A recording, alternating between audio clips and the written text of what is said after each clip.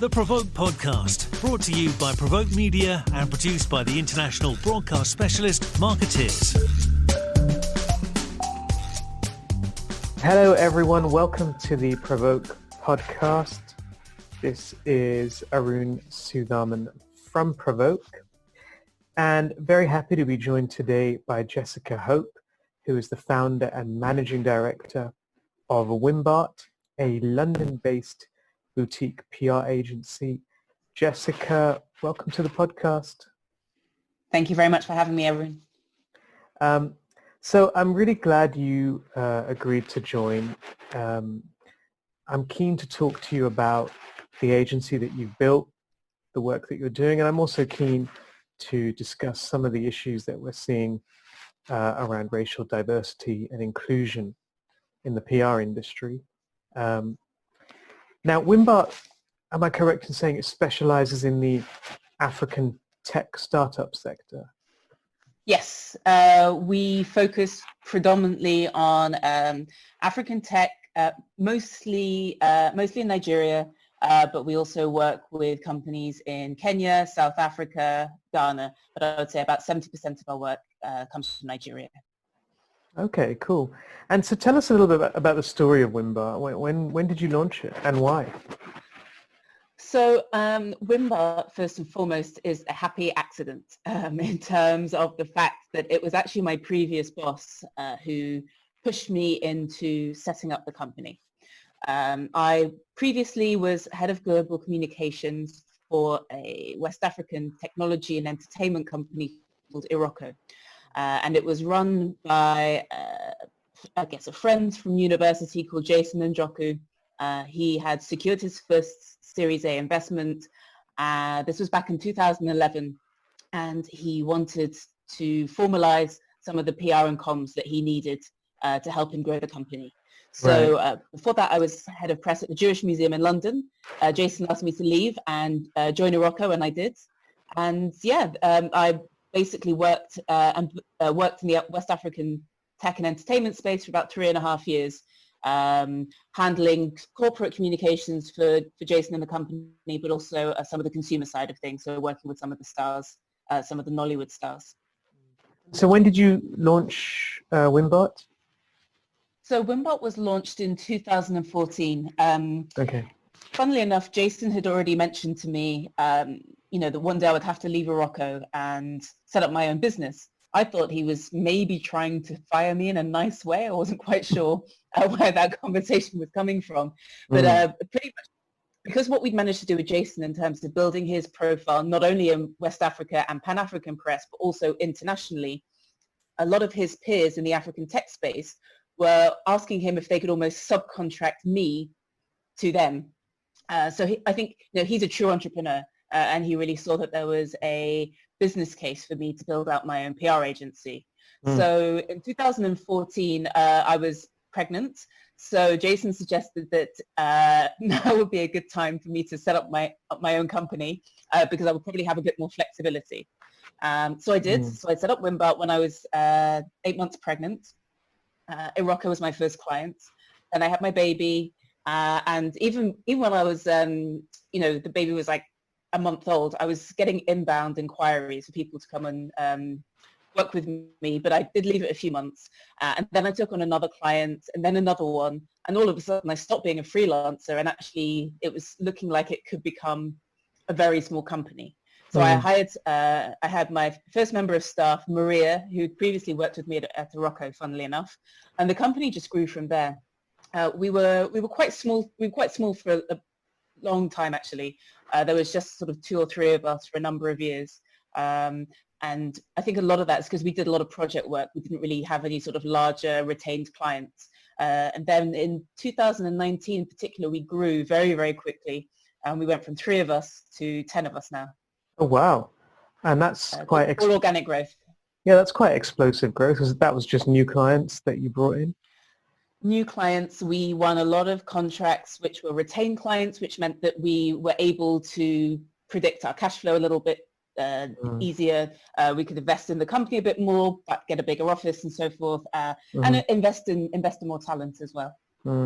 So you're 10 people, and all of your staff are black, is that correct?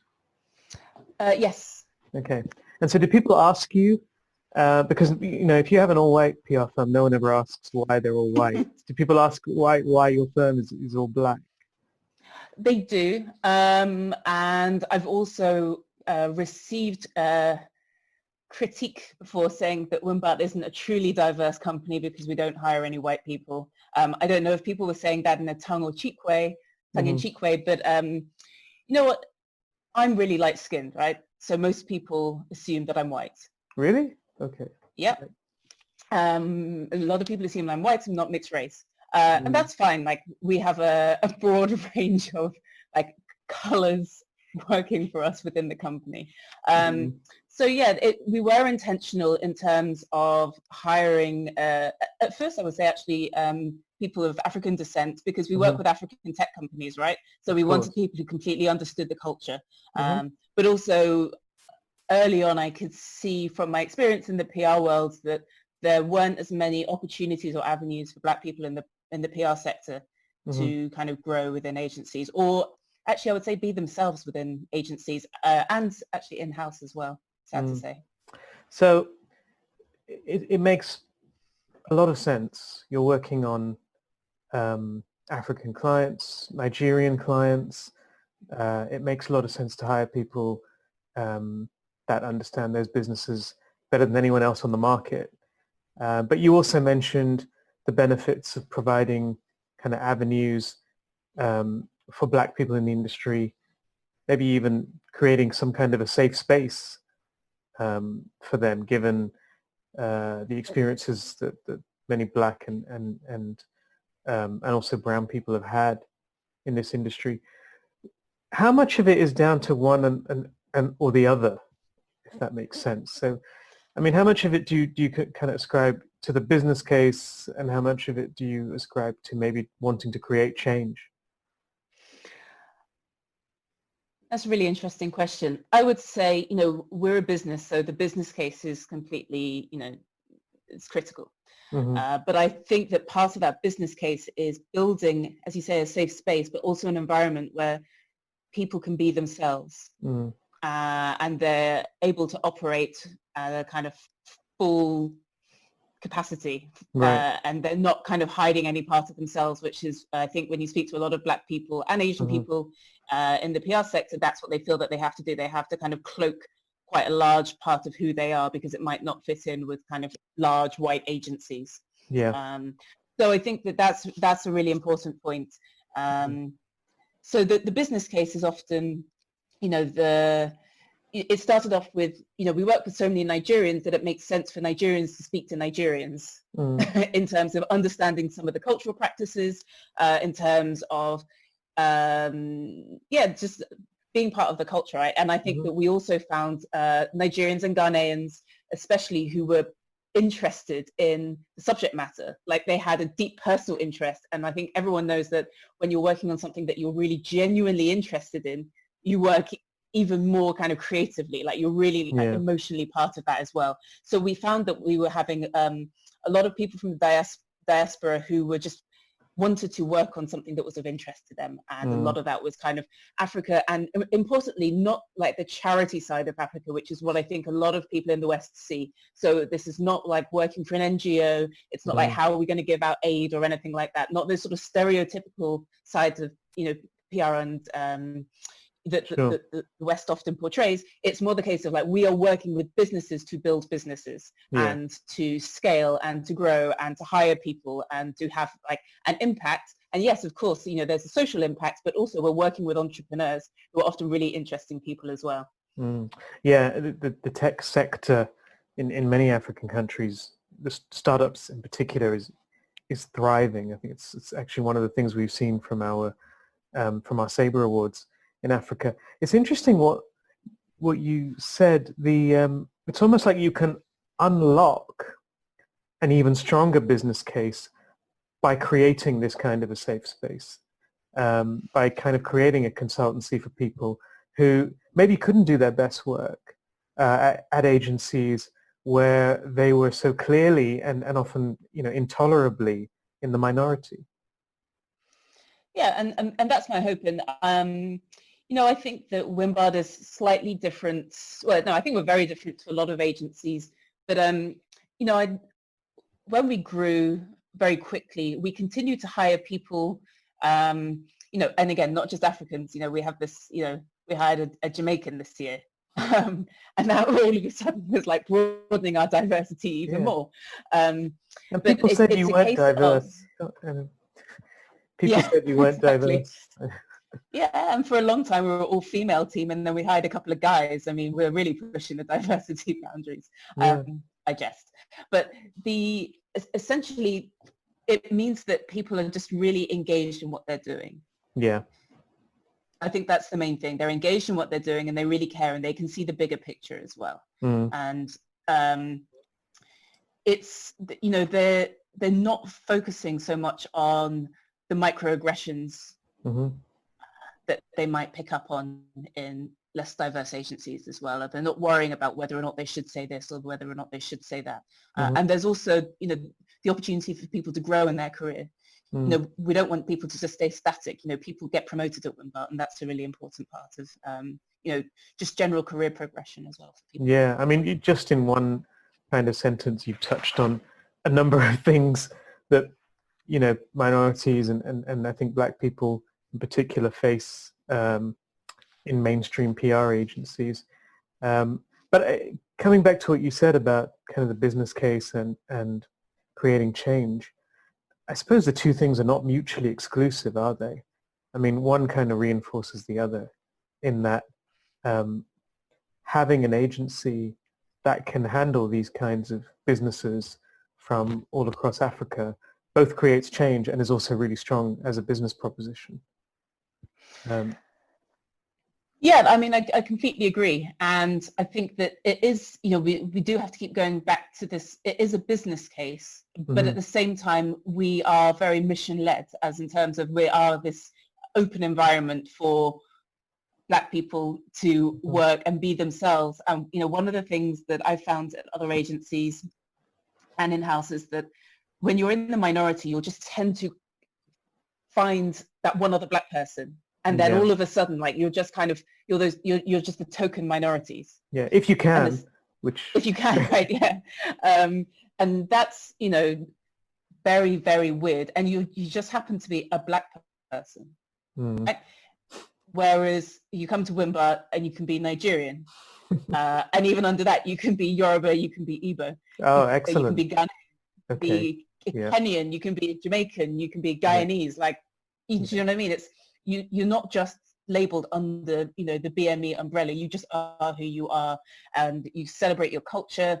And, it's also like fully authentic, and we try and celebrate each other's cultures in an authentic way. So we don't have, this is Nigeria Day, this is Ghana Day, or this is whatever day, but people bring in food from, if they travel, they come back, we like make food for each other. Or, when we have our DJ Wimbart Fridays, we might celebrate music from different countries as well. So we recently had a girl who joined us, and her family originally is from DRC, Democratic Republic of Congo.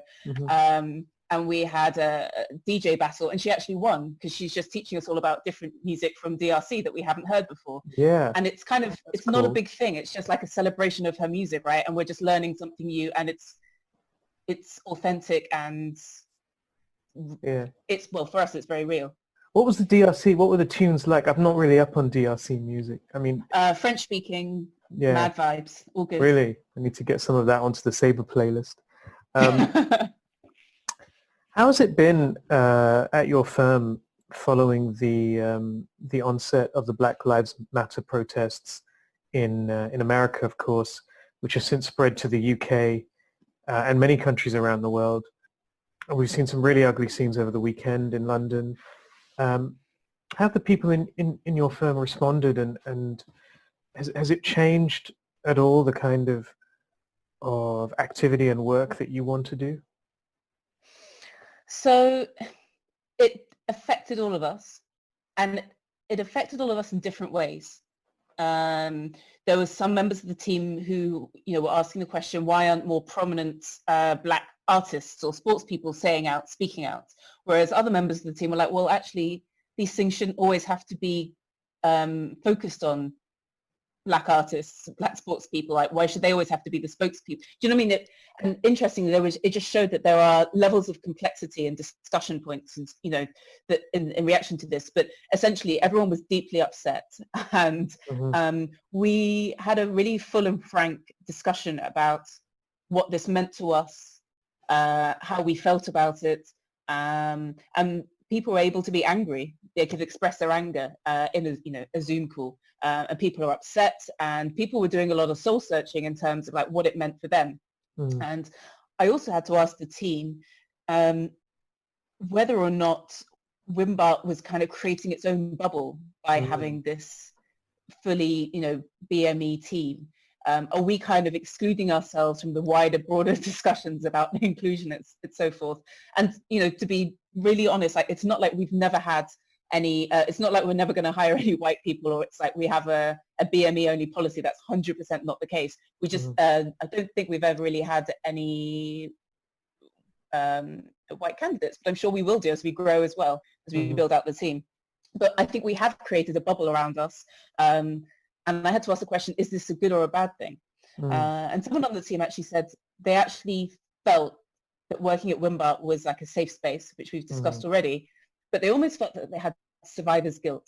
By survivor's guilt, I think they meant that they were so relieved to be working in a space where they can be themselves and say when they're angry and say what makes them feel without being labeled as an angry black woman. And without having to hide themselves and really kind of dull themselves down. And then compared to other people, you know, friends in other PR agencies or other communications roles, they felt guilty because Wimbart is very open. Now, it's easy to be open when it's only a small team of 10, right? It's still very much kind of like a small company that we work in, and it's obviously harder to kind of manage these things as you get bigger and bigger.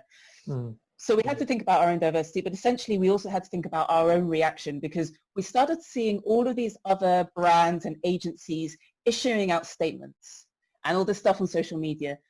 You should do this, you should do that, blah, blah, blah, blah, blah, blah. And that was fine, but then thinking about it, we were already doing all of those things already. In terms of hiring policies, in terms of trying to source from black-owned businesses, etc. So we had to decide whether or not we were going to actually say something and be public about it. You know, Wimbart's always been very kind of quiet on the PR scene in the UK because all of our business comes from Africa. So we have never really needed to raise our profile, particularly in the UK, because we need to raise our profile on the continent. We only really started raising our profile and kind of connecting more with the UK PR scene when we realized that obviously we need to attract talent as a company. And it's interesting to see what the rest of the PR sector is doing as well. You know, we can't forget that we are part of the wider UK PR scene.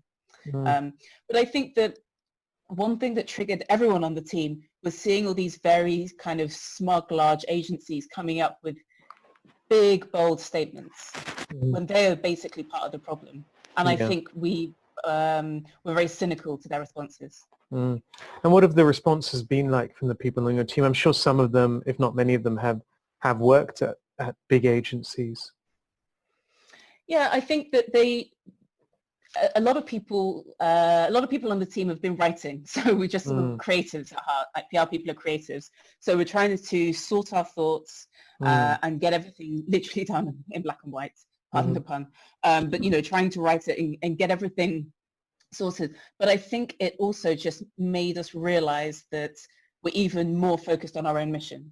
Because we don't want to be like those agencies. So there's that anger, right? It's the hypocrisy of these agencies. I saw 2 stories over the last kind of week or so. One was from, I think, WPP, who said that they were going to have some sort of industry body. You know, they have no BME people on their board. Yeah. At all. I just think that's shocking. Yeah. And I don't understand why it's taken, you know, the murder of George Floyd and riots around the world for them to realize this. But also, in contrast to that, I read an article about it, and the media, I think, is partly to blame as well, because the media just reported on it, but it didn't actually call them out. No. It didn't call out WPP for why have you not had a diverse policy before then. Yeah. And what's even more disturbing is that part of this throughout this, these communications agencies, this global communications network has so much power and influence on the media, but they don't have a diverse team. So it's only ever white people who are influencing their clients who are then influencing someone else. And the media is not questioning this as well. So I just think it's really shocking. And I think that we discussed in the team as well that we have no resources at Wimbart, right? We're a completely organically grown company. These agencies have such massive reach, but they have not been able to do anything. They have so much money, so much opportunity, so much power, and yet they still haven't been able to do what we're doing in a very, very small scale way. And I think that that's what was upsetting. It was seeing how these agencies are basically using this opportunity to gain press for themselves, whilst they are basically central to the problem. It's a form of virtue signaling, I suppose, Yeah. in that they're saying all the right things. And honestly, I think we've seen agencies say all the right things for a long time now. But like you said, I think it would be instructive if the agencies making these statements or the holding groups would also accompany them with pictures or stats on the composition of their own workforce, particularly the senior ranks. And I think you're right. I think the media, including us, has to do a better job of putting that information into context. So when an agency does come out with a statement, their own record is not ignored on these issues, because it's very easy to say the right things.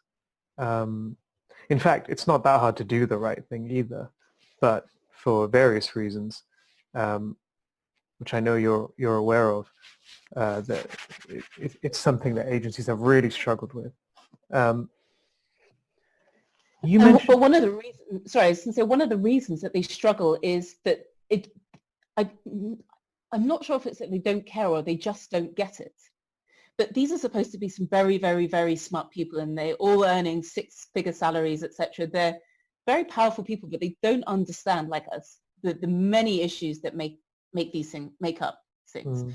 Yeah, so you can set up a commission, or you can set up this, or it's a very cynical and it's a very lazy response. And I think a lot of them forget the fact that they've had decades to sort this out. Yeah, my experience, both covering this and living through it to an extent, would be that it's both. And, one kind of feeds into the other. They don't care and they don't get it. And because they don't get it, they don't care. Now, I think that's obviously tarring the industry with a very kind of broad brush. I think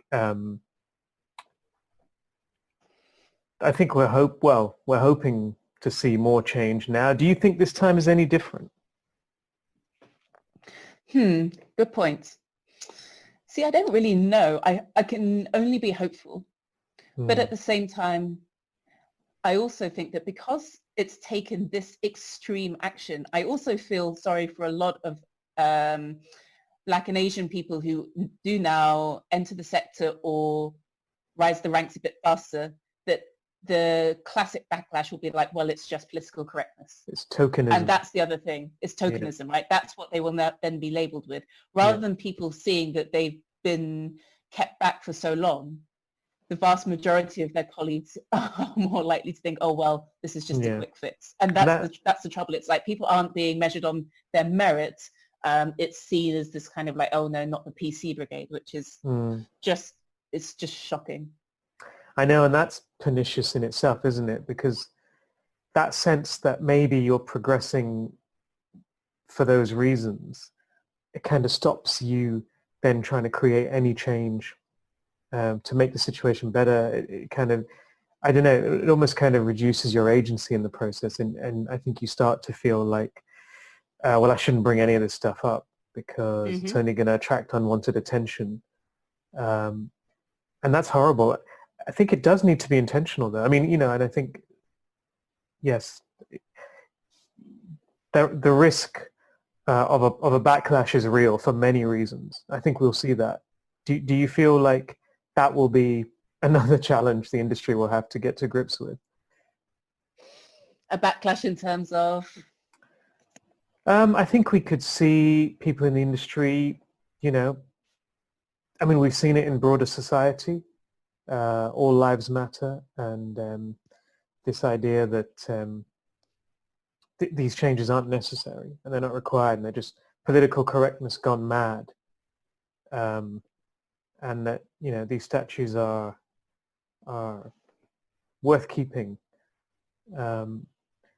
and the PR industry is far more progressive, I think, than society in general. So you may not hear that stuff voiced, but you do still see it and hear it in our industry as well. Yeah, that's a really interesting point, and this is where I'm going to go back to my bubble again, where I don't think that I'm very fortunate that I don't have to deal with those voices. Yeah. I can just cut them out, right? I'm the boss of my own company, and I don't really have to deal with any large agencies. Right. I have to say that when I was at an award ceremony a couple of months ago, people were quite shocked that my teeny tiny African-focused PR agency was kind of ranked among some of the other agencies in terms of not status necessarily, but they were like, oh, it doesn't occur to a lot of people that A, you'd have a fully BME agency, and B, we have an agency focused totally on African tech. Like the black side of things is so totally out of a lot of people's mindsets. That it goes back to your point about people just don't really care about it and they don't think about it. So this is why I feel that we do have to kind of raise the subject and keep having these discussions. But it's important to have the discussions, but only if there's actions. Otherwise, it's just chit chat. Yeah. You mentioned some of the issues that people face. You talked about microaggressions, barriers to progression. There's several. We've just come out with a list of 10 areas. I think you could probably break them down into something like 20 to 25 steps. From your perspective, are there any that are more or most important if the industry is serious about tackling systemic racism? I think part of it is a hiring policy. And my account director last week wrote a really interesting piece about just recruitment in PR. He's been told a number of times, you're just not the right fit. What does that even mean? Imagine just being told your feedback, but you're not the right fit. Yeah. And that also then goes up higher, not just people in-house or agency, but recruiters as well, not putting forward black candidates because they're not the right fit. So I think that recruitment is the main issue. I think just in terms of, and this is a bit of a chicken and egg situation, but just in case in terms of optics, I had a work experience girl worked for me a few years ago, and she was looking for her next role in PR. And she was looking at PR websites and she was like, it's just full of white people. And she already felt excluded because she knew she would be the token black person. And this is like a 22-year-old girl, right? She just thought, I don't know if I feel comfortable being in that situation. So it even starts from clicking on a website and they're not representative. So that's a barrier to entry as well. But I think also in terms of, people's experiences in agencies, and it doesn't just come from the top, it comes from the people who work in agencies. And you hear stories about, if people take in, like chicken or rice and peas, for example, and someone's like, oh, that smells, or that's weird. Like people making quite direct comments about your food in the workplace as well. And all of those things are just, for years there's been a lot of discussion about black girls and their hair. Do they wear weaves or however they have their hair, and it's not seen to be professional in certain agencies about how they choose to have their hair, which again is another like attack on someone's culture as well. Yeah, well, language and accent, these are all kind of microaggressions that all of those things that they just sort of layer up, and people just think, oh, it's probably just not for me as well.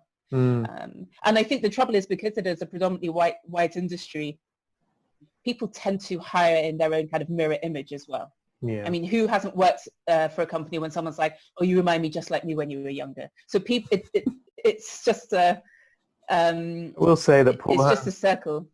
when he first met me, it was quite alarming, I must say.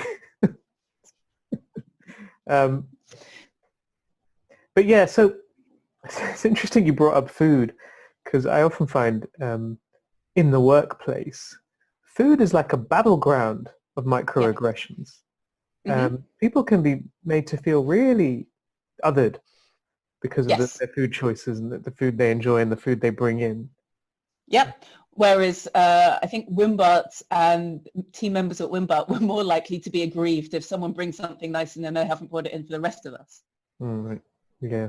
Do you see what I mean? It's more of a, like, we want to try something new and celebrate something new. It's just being open-minded. I think that's the thing, right? Open-minded. Yeah.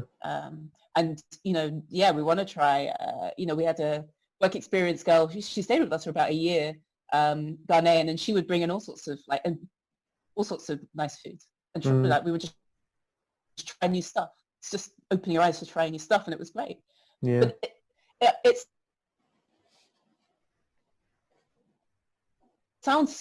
it's a wider, people feeling vocal enough, feeling emboldened enough to be so rude about people's culture, I think, is just part of the problem, part of the wider problem as well. But I just wonder how many people in the industry really understand that food can be an issue, in this. Because it's not something you ever see people talking about. And obviously this isn't like the biggest or most important issue, but I think it's really emblematic of like just an everyday thing that you kind of have to go through.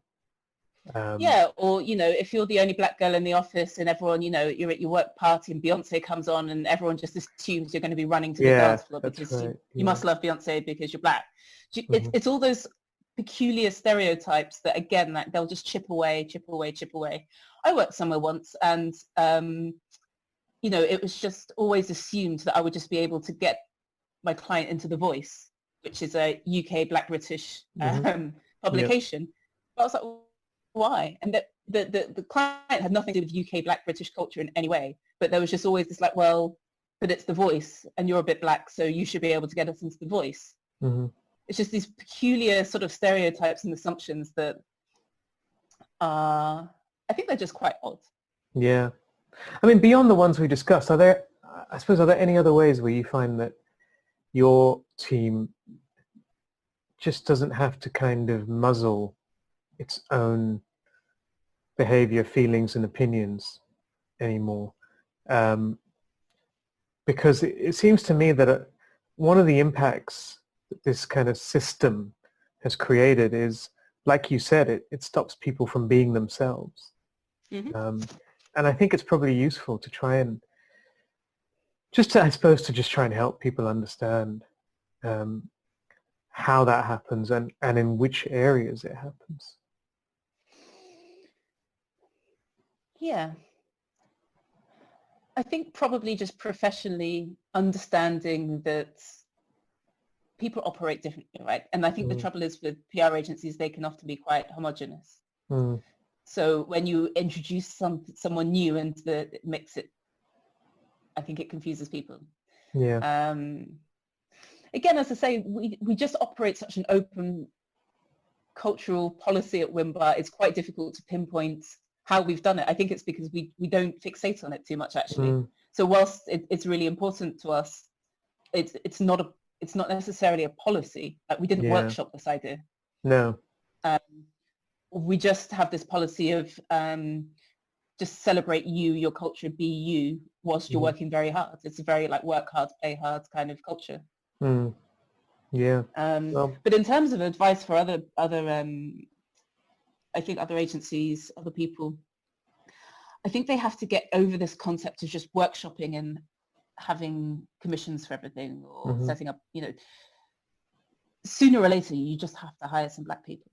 You have to hire some more Asian people. You have to hire people that are just not exactly like everybody else in the PR team. You just got to do it. Yeah. And you've got to make sure you keep them. That sounds very simple. Well, you've got to make sure you keep them as well. And retention actually is a really important point. And that they feel included, really critical. And they feel as valued as everyone else. It's actually not, you're right in a way, it's not that hard. But at the same time, it is quite hard. So Yeah. I don't know if that makes sense. It's odd. I thought that okay, I've never used a recruiter, but I've managed to attract some incredible talent through my own networks. And that's basically because if you're quite a cool place to work at, people want to come and work with you. So we don't have a big brand label, but people probably in the last 3 weeks have had about 10 CVs. I mean, do you wanting find to come and work with us? Are recruiters an issue as well? Is that I couldn't speak to that because I haven't really worked with a recruiter. Okay. We've never, I guess we've always been too small to kind of invest in a recruiter, so I wouldn't like to kind of pass comment on that. From what I hear, sometimes they have been a problem, but from personal experience, I wouldn't be able to say. Yeah. Okay. So what does Wimbart mean? So Wimbart is actually the name of a street in Brixton that my grandparents lived in. Okay. And my dad grew up there, and I spent a large chunk of my childhood there. And when my granddad came over from Guyana, which is in South America, and he got together with my grandma. So he was black, she was white, and her family kind of just disowned her, never really spoke to her ever again. And obviously as a mixed race couple in Brixton growing, in the 50s and 60s, it can't have been an easy time for them. But they persevered and grew a happy, successful family. And so Wimbart was like a nod to their hard work and commitment and just a celebration of that. Oh, that's cool. What's next for Wimbart? More growth, I think, hopefully. It's been a really difficult time, like with all agencies throughout, coronavirus has been a really tough time. Whilst we've lost clients, we've also won a lot of new clients in the last few weeks as well. So it's a really busy time. I'm hoping that we'll kind of get back on our growth trajectory towards the end of the year, and just probably continue what we're doing, but probably try and do it better. Bring more formality to the company in terms of we're still kind of I don't know, we're still in that sort of startup stage, so we need to try and be a bit more process driven, but without losing our charm. Well, that sounds like fun. I think I wouldn't bet against it. I hope it works. I hope it works out. I think that these last few weeks and speaking to the team and seeing what else is happening, I feel even more focused than I ever have done on the company. I've always kind of believed in what we were doing, but I believe in it even more now. I think what we're doing is, I think we do good work for our clients, but also in terms of bringing on board like black talent in the PR industry is really important. Yeah, you're creating real change, I think.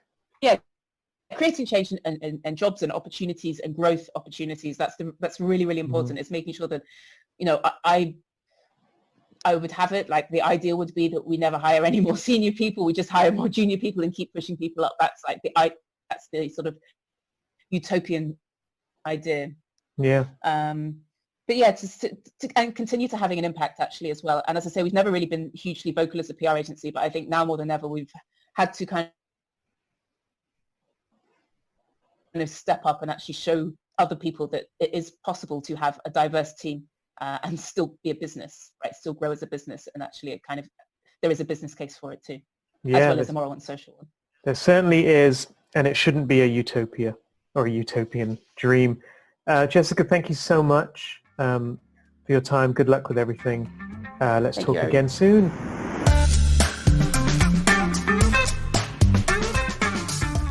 You've been listening to the PRovoke podcast, brought to you by PRovoke Media and produced by the international broadcast specialist Marketeers.